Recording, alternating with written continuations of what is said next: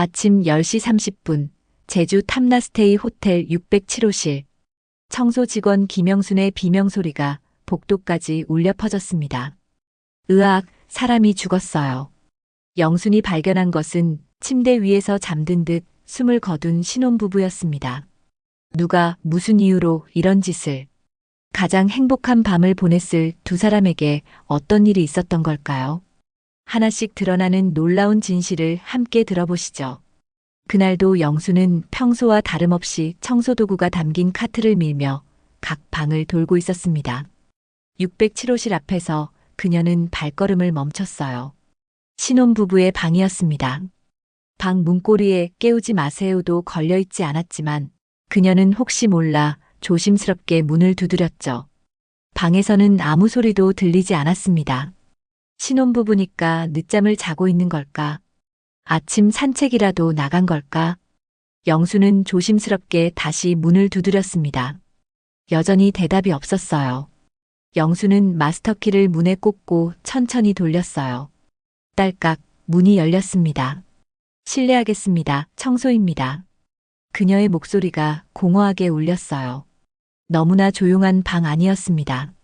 그리고 그 순간 영순이 본 것은 평생 잊을 수 없는 광경이었어요. 미동도 없이 침대 위에서 손을 맞잡고 누워있는 두 사람. 순백의 드레스와 검은색 정장에 결혼 예복 차림 그대로였습니다. 죽음에 대한 고통의 흔적은 전혀 없었고 마치 평화롭게 잠든 듯한 두 사람의 모습이었죠. 51세 태우와 48세 수연. 만혼이었지만 어제까지 세상에서 가장 행복한 커플이었던 그들이었습니다. 하지만 지금은 차가운 시신이 되어 있었어요. 영수는 다리에 힘이 빠져 주저앉았어요. 영순의 비명이 호텔 복도를 갈랐습니다. 이상한데. 장만호 형사가 현장을 살펴보며 중얼거렸어요. 20년이 넘도록 수많은 사건을 담당해봤지만 이런 경우는 없었죠. 결혼식 다음 날 신혼부부가 호텔 객실에서 싸늘한 주검으로 발견됐습니다. 그리고 현장에는 유서가 없었습니다. 자살이라 보기엔 근거가 부족했고 타살이라기엔 몸에 저항 흔적 하나 없었죠. 호텔 관계자들의 증언에 의하면 어제 결혼식에서 본 두 사람은 정말 행복해 보였다고 했습니다.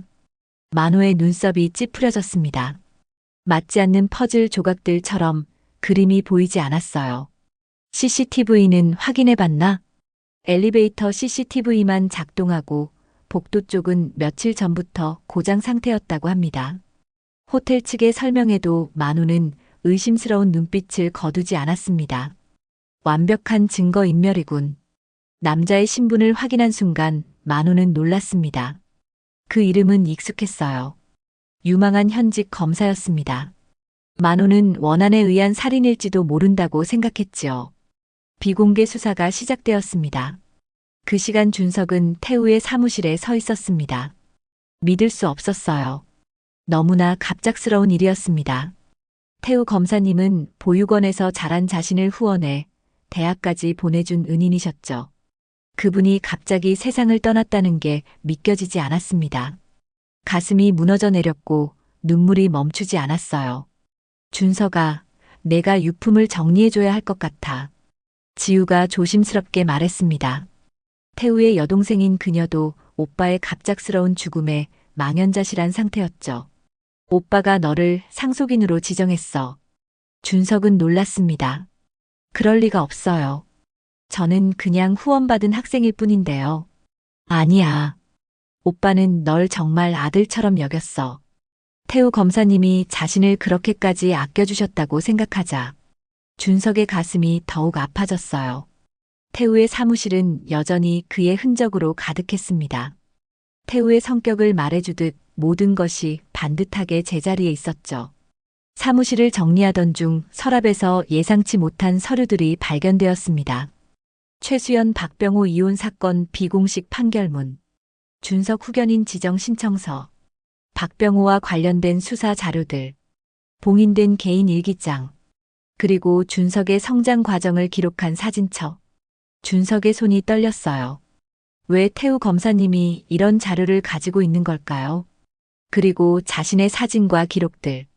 단순한 후원자와 학생의 관계라고 하기에는 너무 많았습니다. 형사님, 숨겨진 뭔가가 있는 것 같습니다. 준석은 떨리는 목소리로 만호에게 전화를 걸었습니다. 만호는 준석을 마주보며 질문했어요. 김태우 검사님과는 언제부터 알고 지냈습니까? 제가 아주 어렸을 때부터요. 12살 때 많이 아팠는데 그때도 검사님이 치료비를 대주시고 학업도 지원해 주셨어요. 이상한 점은 없었나요? 준석은 잠시 생각했어요. 아니요. 저는 그저 검사님이 너무 감사했어요. 가끔 제 어머니를 기억하는지 물어보시기는 했어요. 어머니 얘기를요. 네. 하지만 저는 아기 때 보육원에 맡겨져서 어머니에 대한 기억이 없었죠. 만우는 봉인된 일기장을 바라봤어요. 이 일기장을 열어봐야 할 것 같군요. 고개를 끄덕이는 준석의 심장이 세차게 뛰었습니다. 진실을 알고 싶다는 마음과 진실을 아는 것에 대한 두려움이 함께 느껴졌죠. 태우 검사님의 갑작스러운 죽음, 그리고 자신을 둘러싼 모든 비밀들, 숨겨진 이야기들이 하나씩 그 모습을 드러내려 하고 있었어요. 만호가 조심스럽게 태우 일기장의 봉인을 뜯었습니다. 2000년 12월 24일. 오늘 내 인생이 바뀌었다. 첫 번째 페이지였습니다. 그날은 크리스마스 이브 저녁이었습니다. 검찰청 별관 3층에서 갑자기 연기가 피어올랐어요. 전기 합선으로 시작된 작은 불꽃이 순식간에 거대한 화마로 변했습니다. 불이 났어요. 야간 근무자들의 비명이 건물을 가득 채웠어요. 대부분의 직원들은 이미 퇴근한 상태였습니다. 하지만 몇몇 사람들이 아직 건물 안에 남아 있었고, 태우도 그중 한 명이었습니다. 검사실에서 급한 서류 작업을 마무리하고 있었지요. 소방차 사이렌 소리가 밤하늘을 갈랐어요. 지우야. 사람들에게 떠밀려 나온 태우는 지우가 안 보이는 것을 알았습니다. 여동생 지우는 3층 휴게실에 있었어요.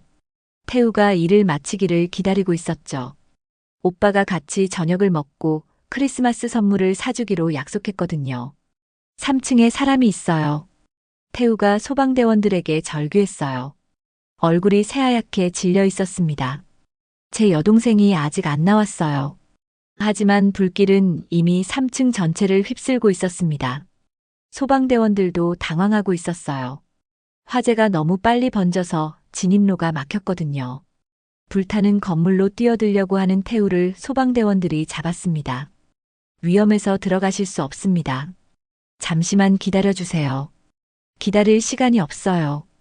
태우의 목소리가 절망에 차 있었어요. 지우는 어린 시절부터 호흡기가 약했습니다.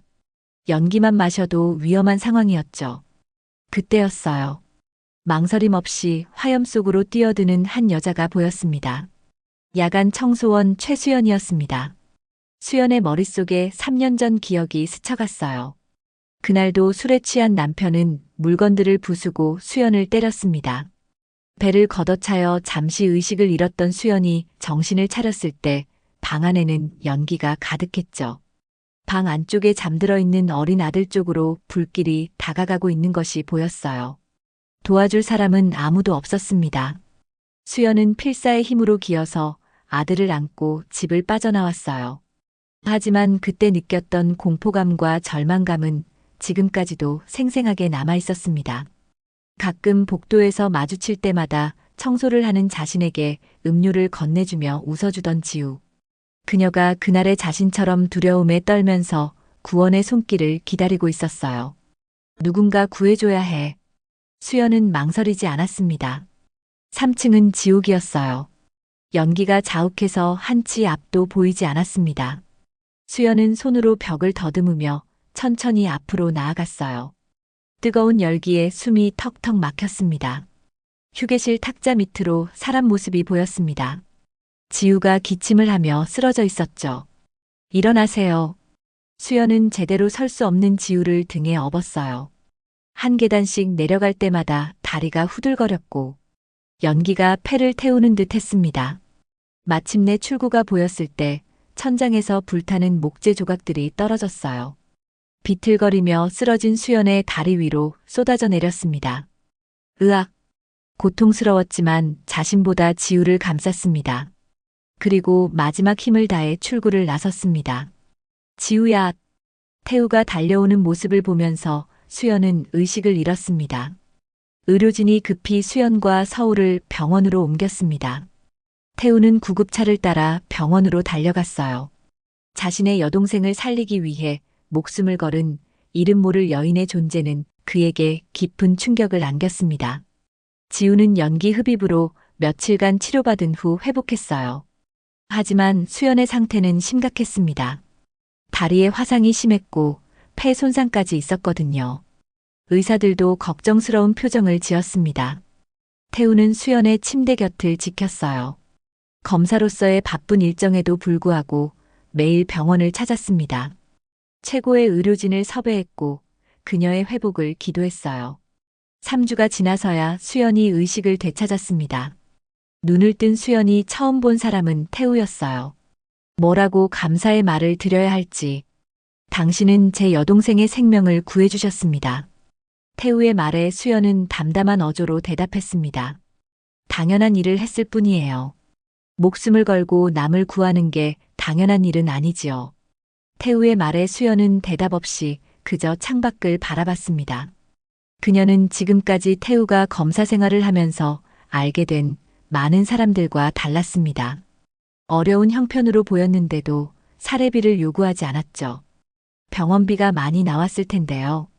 오히려 태우에게 미안했습니다. 가족이 없는지 아무도 병원을 찾아오지 않았어요. 태우는 간병을 하면서 조금씩 그녀의 과거를 알게 되었습니다. 수연에게는 만날 수 없는 아들이 하나 있었습니다. 복잡한 사정이 있어요. 수연은 더 자세한 이야기는 하려고 하지 않았습니다.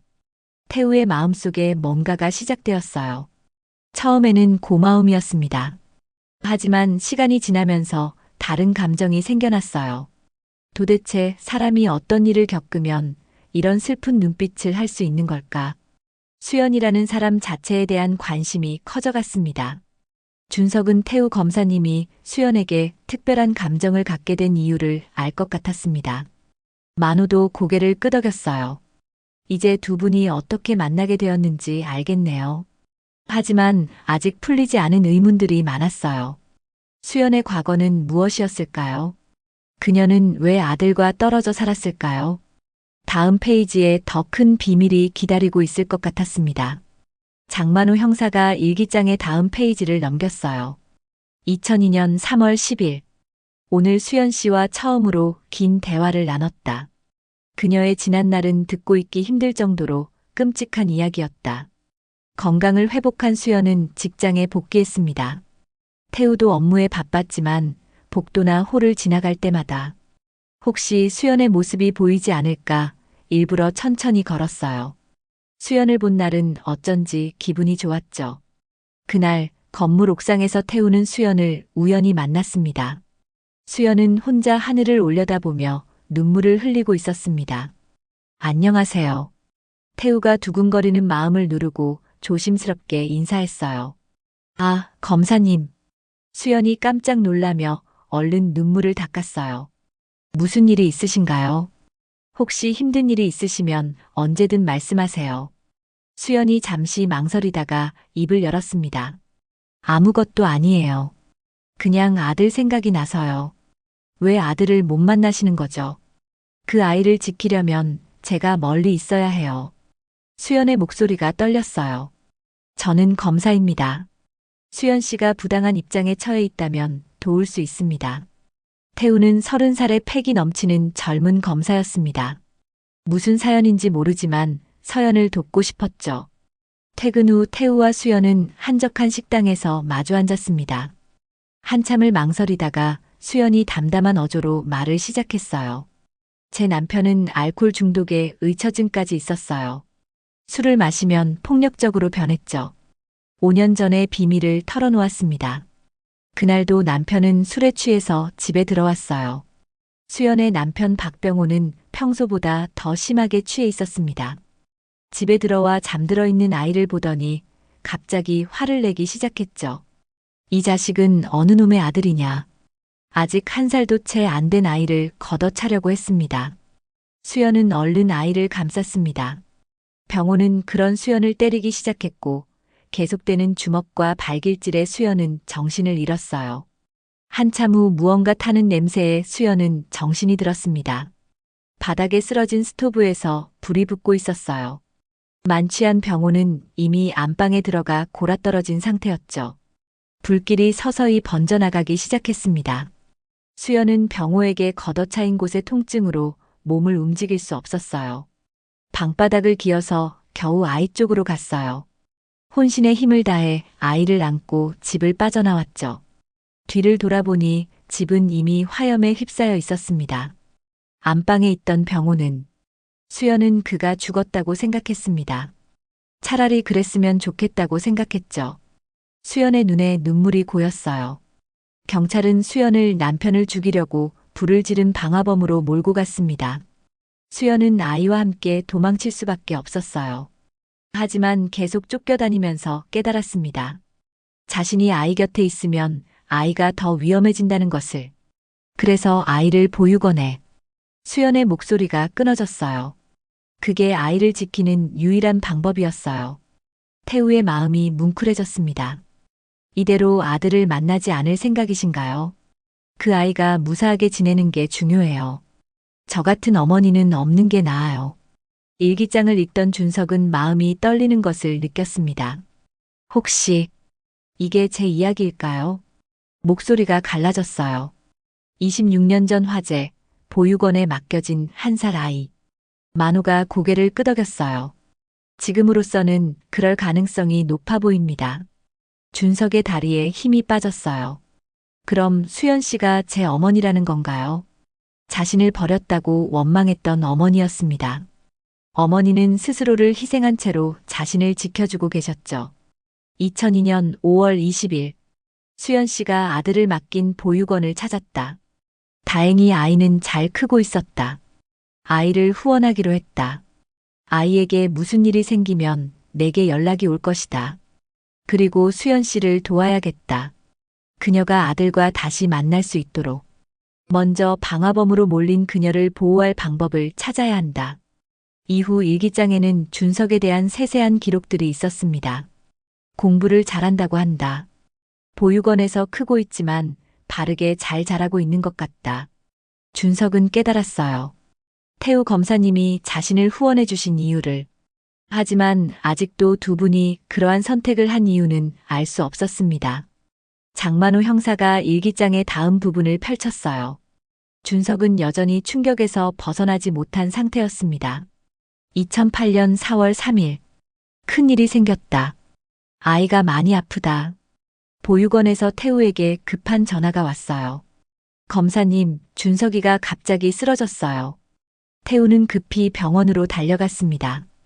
준석이가 응급실 침대에 누워 있었어요. 의사 선생님, 어떤 상태인가요? 신장 기능이 급격히 악화됐습니다. 만성 심부전증이에요. 의사의 표정이 심각했어요. 아직 어린 나이인데 상태가 좋지 않습니다. 신장 이식이 필요할 것 같아요. 태우의 머리가 하얘졌어요.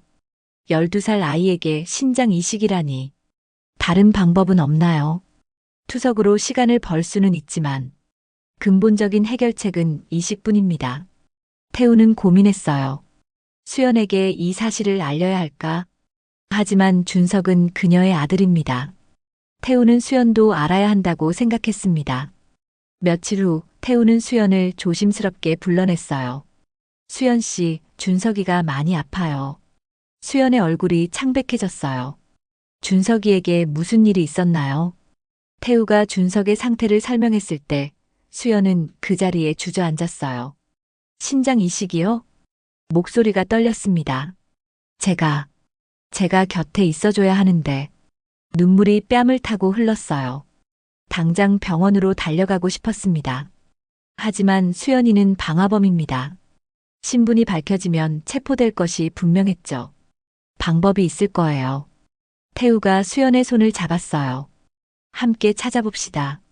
며칠 후 태우는 수연을 데리고 병원에 갔어요. 신분을 숨기고 검사를 받게 했습니다. 결과는 놀라웠어요. 완벽한 적합성입니다. 의사가 신기해하며 말했어요. 이런 경우는 정말 드물어요. 마치 직계 가족 같네요. 수연의 눈에 희망의 빛이 스쳤어요. 자신이 아들을 구할 수 있다는 것이었습니다. 신분 확인과 동의서의 작성이 필요합니다. 의사의 말에 수연의 얼굴이 다시 어두워졌어요. 2008년 9월 18일. 오늘 검사인 내가 처음으로 법을 어겼다. 하지만 후회하지 않는다. 태우는 수연을 위해 결단을 내렸어요. 가짜 신분증을 만든 거였습니다. 청렴한 검사로서 법과 도덕을 생명처럼 여겨왔던 태우였습니다. 그런 그가 수연을 위해 불법을 저질렀어요. 하지만 아이의 생명이 걸린 문제였습니다. 새로운 이름은 박미영입니다. 태우가 수연에게 신분증을 건넸어요. 이걸로 병원에도 갈 수 있고 신장이식도 가능합니다. 수연이 신분증을 받으며 눈물을 흘렸어요. 검사님, 이렇게까지. 태우가 말했습니다. 어머니가 아이를 구하는 것보다 중요한 게 어디 있겠어요. 하지만 수연은 기증자가 자신임을 알리지 말아달라고 부탁했습니다. 완전히 익명으로 해주세요. 왜요? 아들인데. 저를 모르는 게 나아요. 수연의 목소리가 단호했어요. 그 아이에게는 저 같은 어머니보다 깨끗한 삶이 더 중요해요. 태우는 수연의 마음을 이해했어요. 방화범으로 쫓기는 어머니보다는 익명의 선한 기증자가 되는 게 아이에게는 나을 거라고. 2009년 2월 3일. 수술이 성공적으로 끝났다. 준석이도 수연 씨도 모두 건강하게 회복하고 있다. 수술은 완벽했어요. 수연의 신장이 준석에게 이식되었고 준석은 건강을 되찾았습니다. 수연은 멀리 병원 복도 끝에서 준석을 지켜봤어요. 12년 만에 가장 가까이에서 본 아들이었습니다. 우리 아들 많이 컸구나. 이젠 아프지 말고 건강하게 자라다오. 수연이 조용히 중얼거렸어요. 아들이 웃는 모습을 보며 눈물을 흘렸습니다. 준석은 누가 자신을 구해줬는지 전혀 몰랐어요. 태우만이 진실을 알고 있었습니다. 그날 이후 태우는 준석을 더욱 특별히 돌봤어요. 단순한 후원이 아니라 거의 아버지처럼. 학업은 물론이고 건강관리까지 세심하게 챙겼습니다. 준석이 자신도 검사가 되고 싶다고 했을 때 누구보다 기뻐했어요. 수연은 그런 태우가 너무도 고마웠습니다. 자신이 해주지 못한 것들을 태우가 대신 해주고 있었거든요. 준석은 놀라움을 감출 수 없었습니다. 제 신장 수술 때 기증자가 어머님이셨네요. 만호가 고개를 끄덕였어요. 준석의 가슴이 먹먹해졌어요. 14년 전 자신을 구해준 익명의 기증자가 바로 어머니였습니다. 준석은 그동안 자신을 버린 어머니를 원망하며 지냈습니다. 악착같이 공부하면서 검사가 되어 어머니에게 복수하겠다는 생각까지 했죠. 준석의 눈에 눈물이 고였어요. 하지만 아직 모르는 게 있었어요. 태우 검사님과 수연에게 또 어떤 일이 일어났을까요? 그리고 그것이 두 분의 죽음과 어떤 관련이 있을까요? 장만호 형사가 다음 장을 넘겼어요. 더욱 충격적인 진실이 기다리고 있을 것 같았습니다. 2011년 6월 1일. 수연 씨를 보호해야 한다.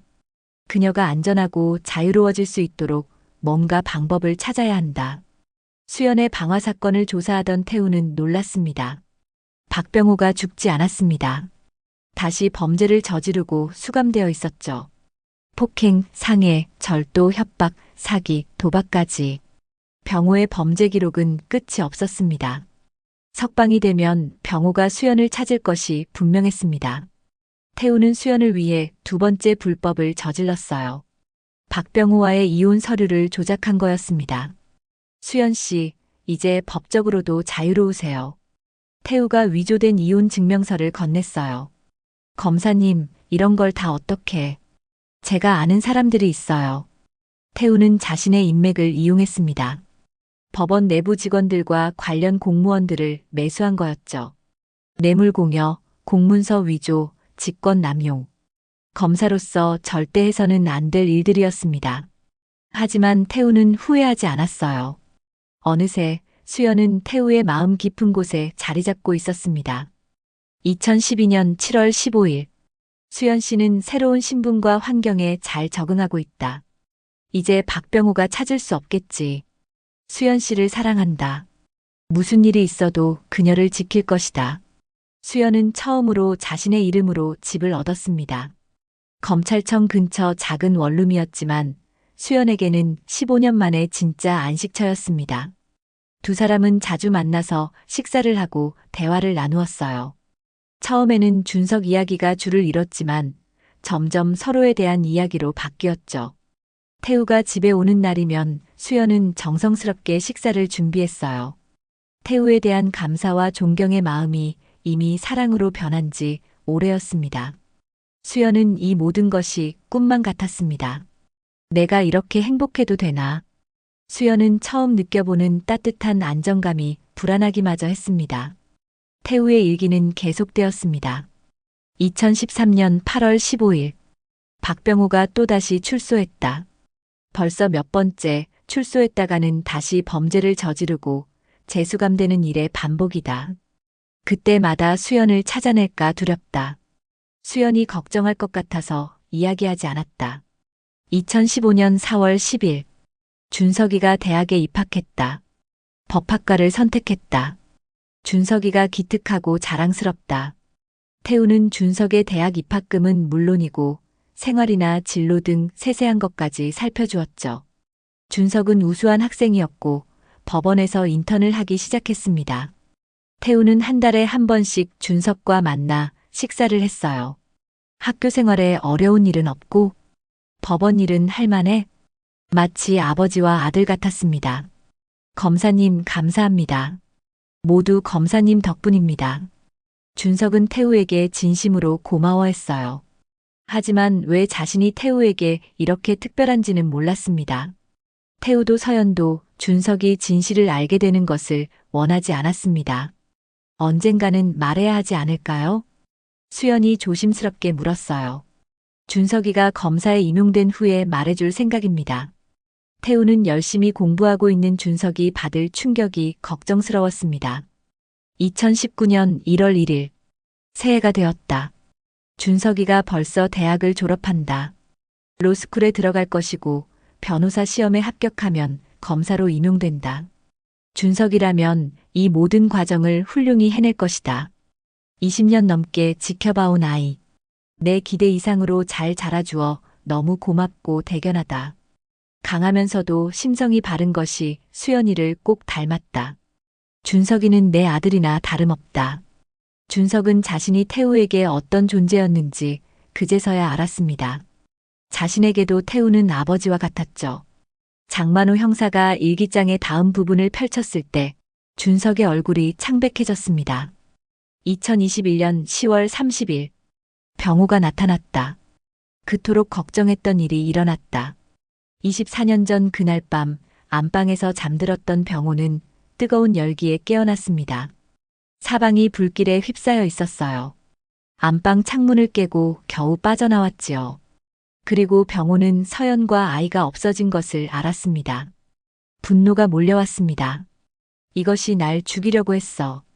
병호는 수연이 자신을 죽이려고 집에 불을 지르고 도망쳤다고 확신했어요.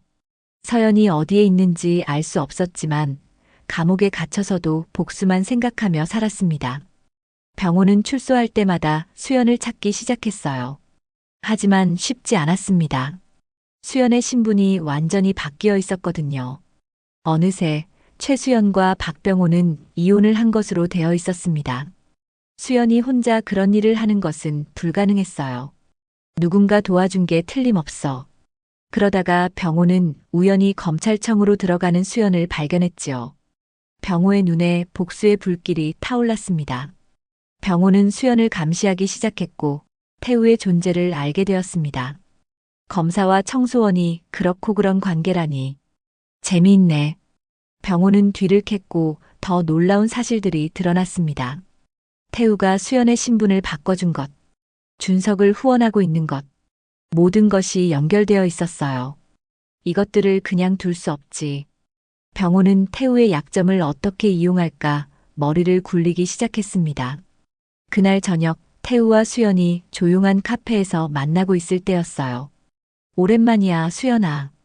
뒤에서 들린 목소리에 수연이 얼어붙었어요. 병호였습니다. 수연의 얼굴이 새하얗게 질렸어요. 김태우 검사님, 즐거워 보이십니다. 병호가 태우를 보며 빈정거렸어요. 내 마누라를 위해 여러 가지 일들을 하셨더군요. 병호는 의자에 앉으며 말했어요. 저한테 큰 빚을 지셨어요. 태우는 아무 말도 하지 않고 침착한 표정이었습니다. 언젠가 병호가 찾아올 것을 예상한 듯한 태도였죠. 그 유명하신 김태우 검사님이 남의 마누라를 빼앗은 것도 모자라 범죄까지. 먹잇감을 앞에 둔 하이에나처럼 병호의 눈이 번득이고 있었습니다. 원하는 게 뭐지? 간단해요. 매달 생활비를 조금씩 주시면 입을 다물어 드리지요. 수연이 때문에 입은 화상으로 일을 할 수가 있어야 말이죠. 비열한 웃음을 지으며 병호가 말했습니다. 다시 연락드리죠. 2021년 12월 30일. 병호의 협박이 계속되고 있다. 이제 준석이까지 위험하다. 병호는 약속한 대로 입을 다물지 않았어요.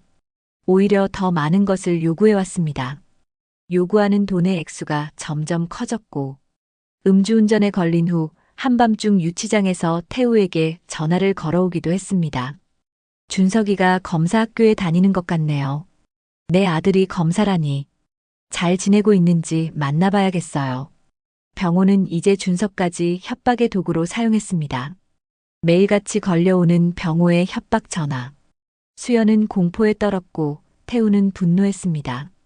일기장을 읽던 준석이 주먹을 쥐었어요. 그럼 박병호가 살아서 두 분을 협박했다는 거네요. 그렇게 보입니다. 만호가 고개를 끄덕였어요. 김태우 검사님과 최수연 씨가 죽음을 선택한 이유가 여기에 있는 걸까요? 준석의 가슴이 아팠어요. 자신 때문에 두 분이 그런 고통을 받았다는 것이. 그럼 지금 박병호는 어디에 있지요? 그걸 찾아야겠습니다. 만호가 다음 장을 펼쳤어요. 2022년 3월 3일. 오늘 병원에서 충격적인 진단을 받았다. 루게릭병이라고 한다. 태우는 얼마 전부터 손과 다리에 힘이 빠지는 증상을 느꼈어요. 처음에는 과로와 스트레스 때문이라고 생각했습니다. 병호의 협박으로 밤잠을 제대로 못 자는 일이 지속되고 있었거든요. 하지만 단순한 피로감과는 뭔가가 달랐습니다. 태우는 병원을 찾았어요. 김태우님, 검사 결과가 나왔습니다. 의사의 표정이 심각했어요. 근위축성 측삭경화증입니다. 일반적으로 루게릭병이라고 부르죠. 태우의 머릿속이 하얘졌습니다. 루게릭. 온몸의 운동신경세포가 서서히 파괴되면서 전신의 근육이 마비되는 무서운 병입니다. 음식을 삼킬 수도 숨을 쉴 수도 없게 되어 사망에 이르는 불치병이지요. 얼마나 시간이 남았나요? 대부분 진단 후 3년이나 5년 내에 사망에 이르지만 10년 이상 생존하는 경우도 드물게 존재합니다. 의사의 말이 천둥처럼 울렸어요. 태우는 병원 복도에 주저앉았습니다. 준석의 변호사 시험 합격 발표를 기다리고 있는 시점이었어요. 병호의 협박으로부터 아직 수연을 안전하게 지키지도 못한 상태입니다. 그런데 이런 선고를 받다니. 2022년 5월 7일. 손에 든 컵을 놓쳤다. 병의 증세가 서서히 나타나고 있다. 수연에게 말할 수 없다. 이미 충분히 고생한 그녀에게 또 다른 아픔을 안겨주고 싶지 않다.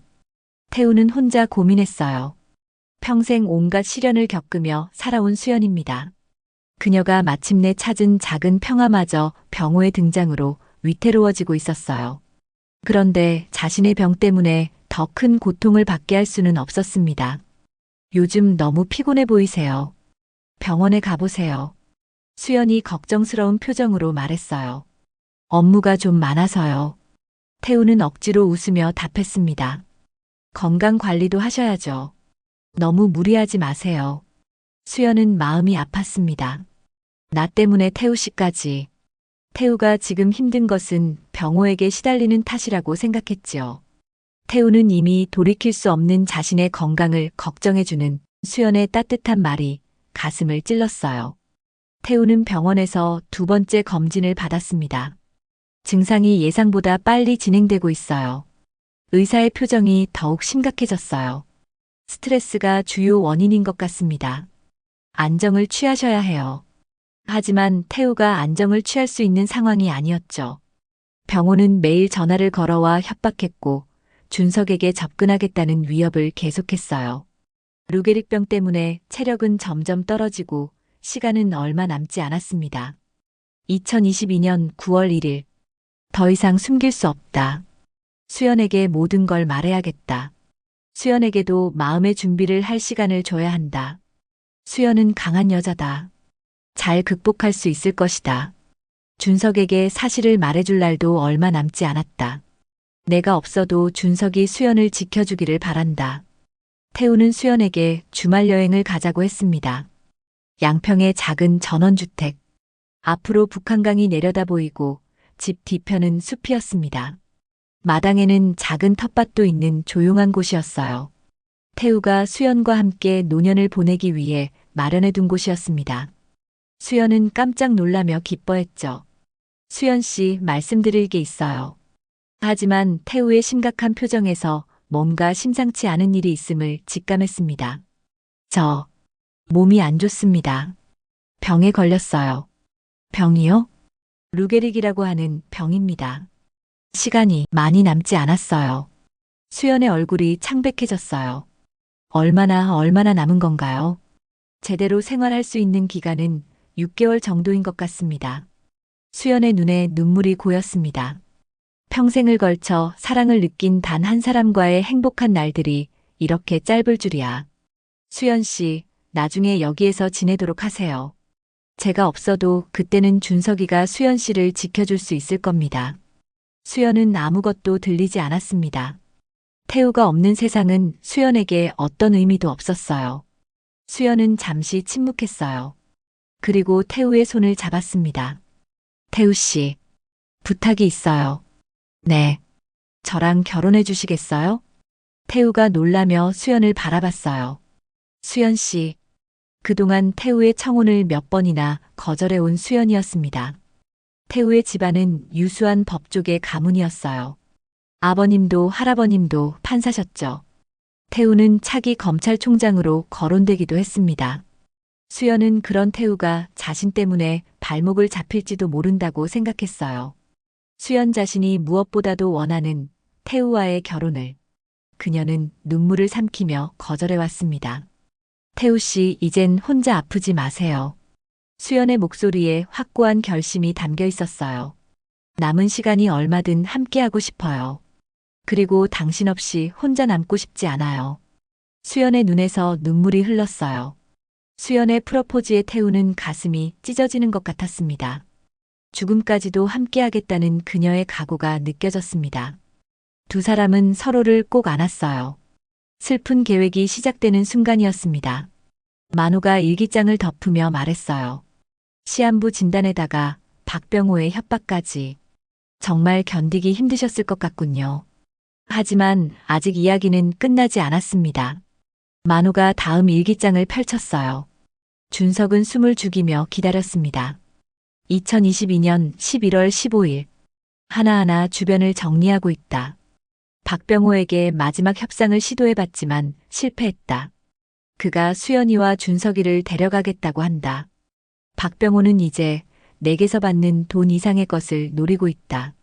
태우는 병호와 만났어요. 한강공원의 인적이 드문 곳이었습니다. 태우는 병호가 요구하는 대로 돈을 주겠다고 했습니다. 그 대신 다시는 수연과 준석 앞에 나타나지 말라고 했습니다. 병호는 머릿속으로 계산을 해봤어요. 수연이를 데리고 오면 태우에게 계속 돈을 뜯어낼 수 있을 거라는 생각이 들었어요. 준석이는 곧 검사가 된다고 하니 돈도 많이 벌어올 테고 자신이 다시는 감옥에 가는 일은 없겠다 싶었죠. 병호가 입을 열었습니다. 검사님, 제가 많이 생각해 봤는데요. 이젠 수연이와 준석이를 돌려주셔야 할 것 같습니다. 제가 엄연한 남편이고 아버지인데 같이 사는 게 당연한 일 아니겠어요. 병호는 말이 필요 없는 인간 쓰레기 그 자체였습니다. 2022년 12월 20일. 수연이를 위해 내가 할 수 있는 마지막 일을 했다. 이제 정말 모든 것이 끝났다. 남편을 만나러 가겠어요. 수연이 조용히 말했습니다. 혼자서요? 위험해요. 마지막으로 정리하고 싶은 일이 있어요. 태우는 걱정스러웠지만 수연의 의지를 꺾을 수 없었어요. 이제 더 이상 도망치고 싶지 않아요. 수연의 눈에 결연한 의지가 담겨 있었습니다. 수연은 병호에게 전화를 걸었습니다. 만나기로 약속을 잡았고 수연은 병호가 살고 있는 곳으로 갔어요. 병호를 만나기 전 수연은 은행에 들러 모든 저금과 적금을 찾았습니다. 준석을 위해 모아온 수연의 전 재산이었어요. 몇십 년을 아끼며 저축해온 돈은 제법 큰 액수였죠. 병호의 방 안에는 술병이 구르고 있었고 먹다만 음식들의 상한 냄새가 코를 찔렀습니다. 오랜만이야, 수연아. 병호가 술에 취한 채로 수연을 보며 말했어요. 검사놈이랑 붙어 먹더니 더 이뻐졌네. 수연은 얼굴을 돌리고 병호에게 돈이 든 가방을 내밀었습니다. 이 돈을 받고 준석이를 건드리지 말아주세요. 제 마지막 부탁이에요. 가방을 열어본 병호의 눈이 휘둥그레해졌습니다. 하지만 곧 음흉한 미소를 지으며 말했어요. 겨우 이걸 받고 나보고 빠지라고? 병호는 이미 술에 취해 있었죠. 넌 내 마누라야. 이제 같이 살아야지. 병호가 수연의 팔을 거칠게 잡았어요. 준석이도 데려올 거야. 내 아들이니까. 준석이는 당신 아들이 아니에요. 순간 수연이 단호하게 소리쳤습니다. 뭐라고? 병호의 얼굴이 일그러졌어요. 그럼 누구 아들이야? 당신 이전에 만나던 사람이 있었어요. 그 사람 아이예요. 준석이에게도 이미 사실을 말했어요. 거짓말이었습니다. 하지만 수연은 준석을 병호로부터 지키고 싶었습니다. 뭐라고? 인연이. 분노에 찬 병호가 벌떡 일어나더니 상을 걷어찼습니다. 더 이상 준석이에게 접근하면 경찰에 신고하겠어요. 그 순간 병호의 주먹이 수연에게 날아왔습니다. 옛날부터 그랬지. 나를 속이고 바람 피우고. 병호가 발길질을 했어요. 예전처럼 폭력이 시작되었습니다. 이번엔 진짜 죽여버릴 거야. 병호가 수연의 목을 조르기 시작했어요. 수연은 숨이 막히고 의식이 흐려졌습니다. 그 순간 바닥을 더듬던 수연의 손에 깨진 병이 잡혔어요. 본능적으로 손에 든 병을 휘둘렀어요. 깨진 병이 병호의 얼굴을 긁었습니다. 으악! 병호가 얼굴을 감싸며 뒤로 물러났어요. 하지만 더 큰 분노로 다시 덤벼들었습니다. 수연은 있는 힘을 다해 병호를 밀쳤습니다. 그때였어요. 병호가 뒤로 밀려 넘어지면서 벽에 머리를 세게 부딪혔습니다. 쿵! 큰 소리와 함께 병호가 쓰러졌어요. 머리에서 피가 흘렀습니다. 병호 씨. 수연이 다가가서 흔들었지만 대답이 없었어요. 병호는 꿈쩍도 하지 않았죠. 수연은 그 자리에 주저앉았어요. 수연은 그저 아들을 지키고 싶었고 병호가 돈을 받고 물러나 주기만을 바랐습니다. 병호를 죽일 생각은 전혀 없었습니다. 하지만 아무리 정당방위였다 해도 결과는 살인이었죠. 수연은 떨리는 손으로 태우에게 전화를 걸었습니다. 태우 씨. 병호가. 태우는 곧 도착했어요. 수연이 겁에 질린 채 떨고 있었고 병호는 이미 숨이 멈춰져 있었습니다. 태우는 현장을 살폈어요. CCTV도 없고 목격자도 없었습니다. 괜찮아요. 내가 처리할게요. 태우가 수연을 일으켜 안으며 말했어요. 태우는 병호의 시신을 산에 묻었습니다. 그리고 현장의 증거들도 모두 없앴어요.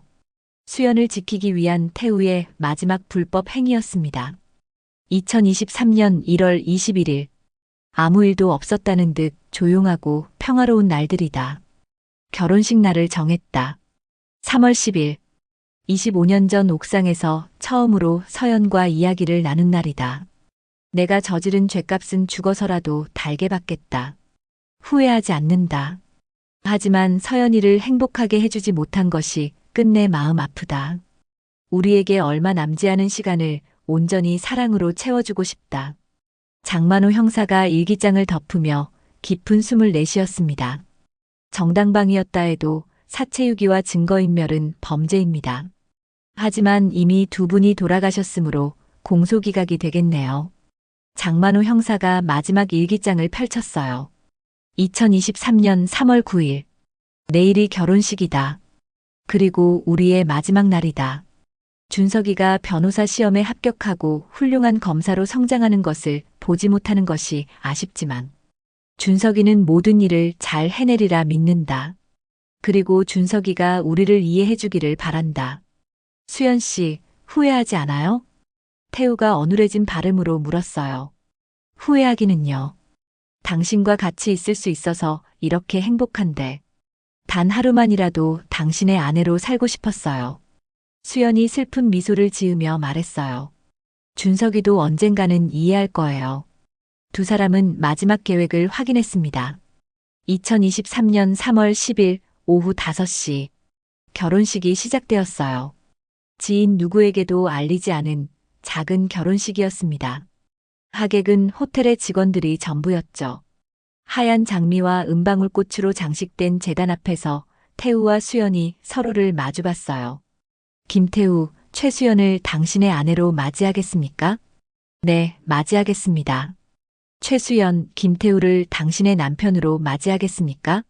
네, 맞이하겠습니다. 반지 교환 후 두 사람은 맹세했어요. 사랑해요. 영원히 함께 할게요. 저도 사랑해요. 영원히 같이 있어요. 키스와 함께 박수가 터져 나왔습니다. 건배. 아름다운 결혼식이었어요. 태우와 수연은 테라스에 서서 밤바다를 바라보고 있었습니다. 정말 행복한 하루였어요. 수연이 말했어요. 제 인생 최고의 날이었습니다. 태우가 수연의 어깨를 감싸 안았죠. 두 사람의 머릿속에 지난 23년이 영화의 필름처럼 흘러갔습니다. 태우는 수연을 처음 만나던 시절을 떠올렸습니다. 서연의 청소 시간표를 알아내어 일부러 그 시간에 복도를 지나갔다는 말을 했죠. 한참을 기다려도 당신이 안 오는 거야. 그래서 내가 그 복도를 몇 번이나 왔다 갔다 했는지 알아요? 서연이 웃었습니다. 그때 저는 검사님을 만나는 게 유일한 기쁨이었어요. 저분과 부부라면 얼마나 좋을까. 만날 때마다 생각했죠. 제 꿈이 이루어졌어요. 태우는 그런 서연을 보자 너무나 마음이 아팠습니다. 서연을 가슴에 안고 생각했어요. 세상에서 이렇게 평생을 불행하게 살다 가는 여인이 또 있을까? 태우의 품에 안겨 서연은 생각했습니다. 세상에서 나만큼 행복하게 생을 마감하는 여자가 또 있을까? 두 사람은 영원으로 인도해줄 마지막 잔을 들었습니다. 그리고 침대에 나란히 누웠습니다. 서로를 바라보며 미소 지었죠. 손을 맞잡은 채 평화롭게 눈을 감았습니다. 일기장을 덮은 만호는 아무 말도 할 수 없었습니다. 이런 사랑이 존재하다니. 준석은 흐르는 눈물을 멈출 수 없었어요. 아무것도 몰랐던 자신이 원망스러웠습니다. 그해 4월, 준석은 변호사 시험에 합격하였습니다. 합격자 발표가 나던 날, 준석은 태우와 서연이 잠들어 있는 곳을 찾아갔어요. 나란히 놓여있는 두 분의 사진. 검사님, 어머니. 준석이 처음으로 수연을 어머니라고 불렀어요. 저 합격했어요. 검사님이 제게 베풀어 주신 은혜 잊지 않겠습니다. 어머님의 사랑과 희생, 다른 사람들에게 전할게요. 검사로 임용된 준석은 서초동 검찰청에 배치되었습니다. 그곳은 태우가 생전에 근무하던 바로 그 자리였죠.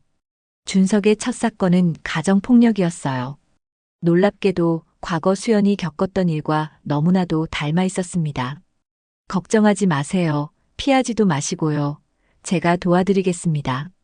떨고 있는 피해자에게 준석은 조용히 단호하게 말했습니다. 그는 단지 법조문에만 기대지 않았어요. 누군가의 상처에 진심으로 귀 기울였고 그 아픔에 응답할 줄 아는 검사였습니다. 그리고 지금도 그는 여전히 서초동 검찰청에서 힘없고 약한 사람들의 편에 서 있습니다. 책상 위에는 호텔에서 보내준 두 분의 결혼식 사진이 놓여 있습니다. 태우 검사님, 오늘 한 아이를 만나러 가요. 벌써 몇 명의 아이들을 돕고 있던 준석이 새롭게 후원할 아이를 만났어요. 6살 남자아이였습니다. 아이의 작은 손을 잡은 순간 준석은 문득 떠올렸습니다. 21년 전 자신의 손을 처음 잡아주던 그날의 태우를, 따뜻했던 그 온기, 그 믿음, 그 무언의 약속. 이제 그는 누군가에게 그런 사람이 되어 있었죠. 지켜주는 사람, 기대어도 되는 사람. 준석은 아이에게 미소 지었습니다. 넌 혼자가 아니야. 앞으로는 내가 옆에 있을게. 작은 손이 그의 손을 꼭 움켜쥐었습니다. 그 순간 세상은 조금 더 따뜻해졌습니다. 어쩌면 사랑이란 그렇게 이어지는 것인지도 모릅니다. 피가 이어지지 않아도 마음이 닿으면 가족이 되는 것. 준석은 더 이상 어릴 적의 상처 속에 살지 않습니다. 그는 누군가의 희망이 되었고 그 희망은 또 다른 누군가에게 이어질 것입니다. 마치 사랑이라는 이름의 릴레이처럼. 긴 이야기 끝까지 들어주셔서 감사합니다.